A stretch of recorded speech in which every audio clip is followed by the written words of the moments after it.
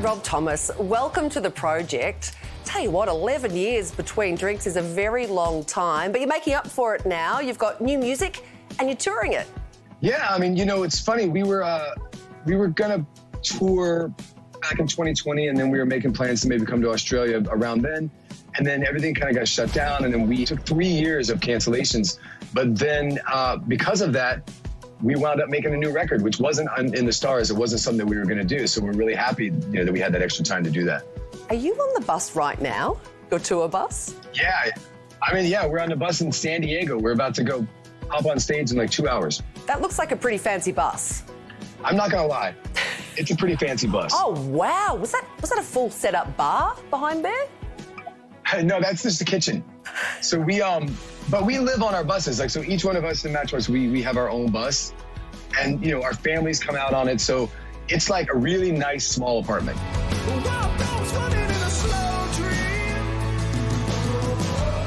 You hard launched your new era with Wild Dogs Running in a Slow Dream. Why was that the perfect song?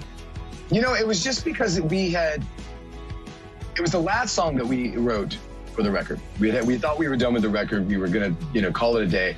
It just had a vibrance to it, and it had a vitality to it, and it really made us kind of think of that kind of when you're younger period of life, and how just important everything is, and your friends are, and how those moments are.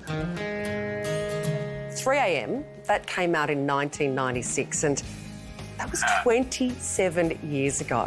I know. That is wild. Somebody the other day was talking about something. They were like, 30 years ago. And my first initial thought is like, oh yeah, like back in the 70s. Yes. And then I was like, oh no, that was 93. Oh. Take me back to those heady first days of Matchbox 20 when you were starting out. What were they like for you? Well, in all honesty, there's a big swath of them that I don't remember that well. So I must have had a very nice time. Very good time. It was, it was kind of great because we were coming up, we were learning who we were in this new world with this success behind us, but we were also doing it at a time before there was social media and nobody was paying attention, nobody was watching us. We call it the last good time. Oh, yes. And so we were able to make our mistakes and learn from them privately, before we were camera ready. Hey, you've worked with some of the best musicians in the business, including Mick Jagger and Santana. What's been your best collaborative experience? Because I've read that you still talk to Santana. And our wives make fun of us because we sit up at night and text each other songs and emojis and stuff. He's been one of my closest friends and mentors. Yeah, I know. He's a big emoji guy. You wouldn't know that. What's his favorite emoji? Yeah, I think it's the one with the cat that goes. What's yours? Mine's the guy with his mouth open and one eye closed, kind of like. I use that one a lot too.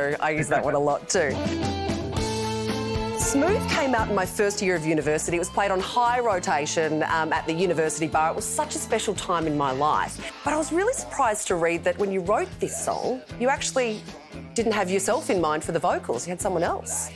Yeah, originally it was going to be the first song that I was going to kind of write but not be a performer on, because I was kind of working on just being a songwriter. And I was pitching George Michael at the time. George and I had the same manager. He was like one of my idols, and so I was going to Clive Davis, and I think we should reach out to George Michael on this. And?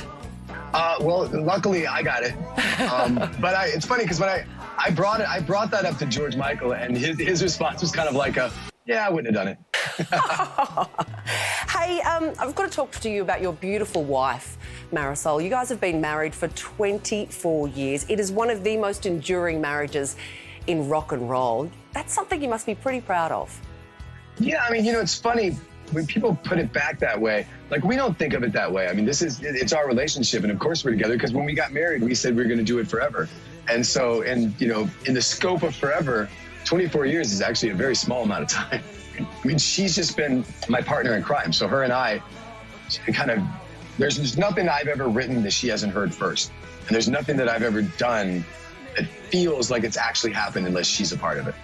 Can you hear that, Rob Thomas? That's the sound of hearts breaking all across Australia. But I can tell you, we're excited to have you out here. We love the new album and we can't wait to see you down under. Please come and see us in the studio. Sarah, thank you so much. I love you guys. One of the best times I had when I was there last time was when you guys had me on your show. It's a fun bunch. So thank you guys for all the love. I really do appreciate it. The new album, Where the Light Goes, is out now, and they're bringing their tour to Australia in 2024.